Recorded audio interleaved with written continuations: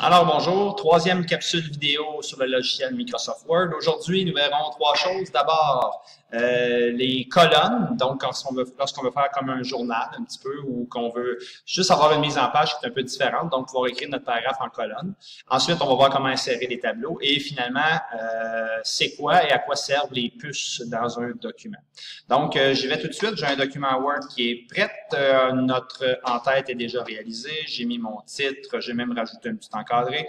J'ai un premier paragraphe qui est là et j'aimerais que ce paragraphe-là, déjà qu'il est écrit, première chose, je l'ai fait, je l'ai écrit. Ensuite, deuxième chose, j'aimerais ça l'avoir en deux colonnes. Donc, ce que je dois faire, simplement le sélectionner et je vais aller en mise en page et je vais demander des colonnes. J'en veux deux. Et c'est tout. C'est simplement ça. Là, je ferai remarquer qu'il est vraiment aligné à gauche et à droite. C'est ce qui est le plus élégant, je vous dirais, parce que si on y va, par exemple, là, je retourne dans l'accueil, je prends mon paragraphe et là, je le mets à gauche ou à droite. C'est pas la même présentation, c'est moins beau au niveau visuel. Donc, je vais y aller justifier gauche et droite. Admettons qu'à la place, j'aurais voulu trois colonnes. Donc, je vais annuler ce que j'ai fait. Donc, j'annule jusqu'au départ. Voilà. Mais donc, c'est trois colonnes et j'aurais voulu séparer par des lignes.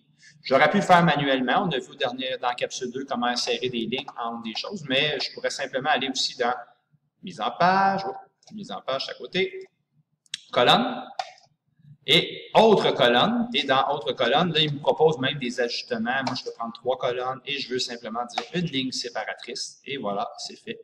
OK. Et ça me donne ce résultat-là. Donc, admettons que ça fait mon affaire. C'est parfait. Je peux cliquer en dessous et vous remarquez en dessous, maintenant, je ne suis plus en colonne. Et là, je peux écrire mon texte. Je suis parti du mode colonne. Alors, maintenant, je veux insérer un tableau. Je vais aller dans l'accueil. Je me mets en interligne simple, disons. Voilà. Et là, je veux insérer un tableau. Un tableau, là, tout ce qui est de plus simple. Donc, insertion d'un tableau. Pas plus dur que ça. Et mon tableau, je vais sélectionner le nombre de lignes. Vous voyez, à mesure que je me déplace, vous voyez, il me le crée.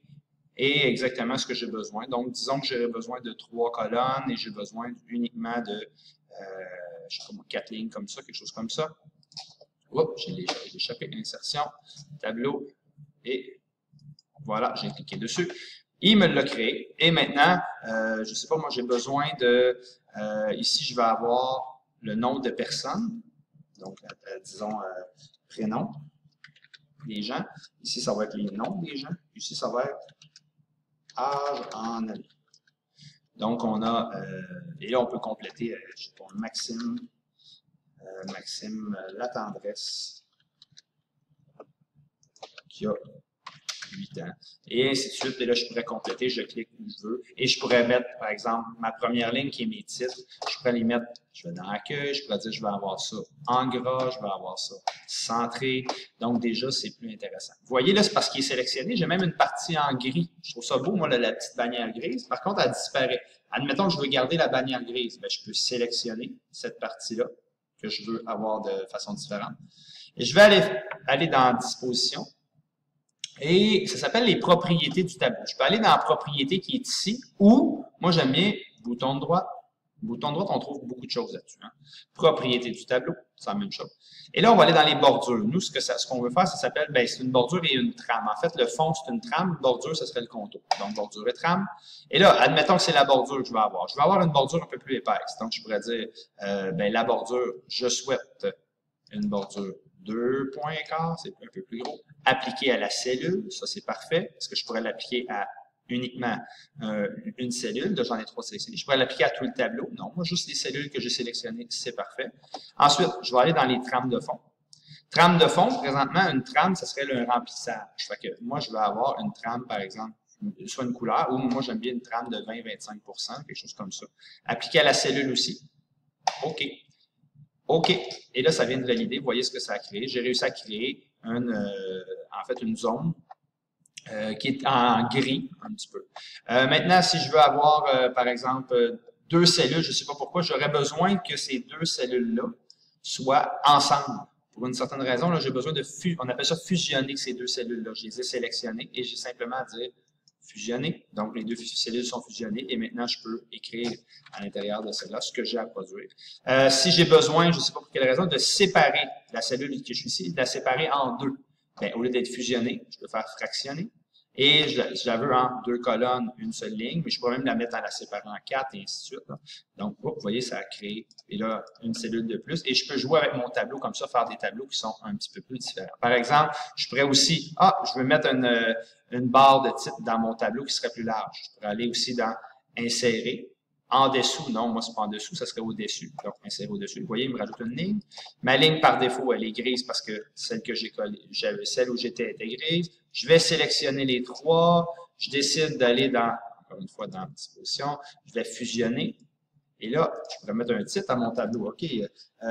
Liste des personnes présentes à la fête. Donc, vous voyez.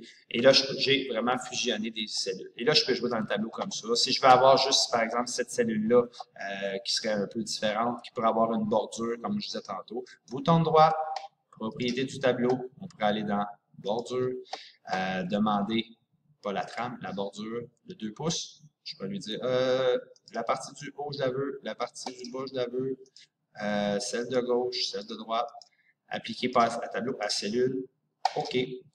OK. Et là, il m'a mis une bordure. Je ne sais pas pour quelle raison je pourrais avoir besoin de ça, mais voilà comment on pourrait le faire. Dernière chose, dans cette vidéo-là, comment on fait pour insérer des puces? Donc, la liste des personnes présentes à la fête. Admettons que, je ne sais pas, moi, j'ai besoin de faire une liste et je veux présenter ça un petit peu différent. Chose à apporter. 3 petits points.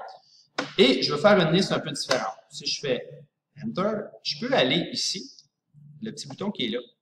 Ça s'appelle des puces. Probablement qu'il est dans Insertion aussi. Puis dans Insertion puces, non, je pensais qu'il était là. Je reviens dans Accueil, donc juste ici. Donc, on va aller là. Et là, on va choisir quelle puce on va avoir. Donc, ça peut être celle-là, ça pourrait être n'importe laquelle. Moi, j'aime bien la petite flèche comme ça. Et là, je peux dire choses à apporter. Bien, n'oubliez pas votre maillot de bain. N'oubliez pas votre serviette. Comme ça là. Et à chaque fois que j'appuie sur Enter, sur Retour, il m'en place une par défaut. Donc, je ne sais pas moi, apporter aussi guimauve pour le feu. Donc, Enter. Et là, quand je suis tanné, mon énumération est terminée, ben, j'ai simplement à effacer jusqu'au bas. Et là, je suis prêt à repartir mon paragraphe. Donc, c'est comme ça qu'on se sert des puces et numéros. Si, admettons, je voulais en faire une avec une autre puce, chose à apporter, admettons aussi.